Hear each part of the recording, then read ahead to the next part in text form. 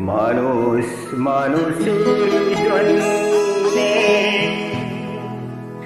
জীবন জীবনের জন্যে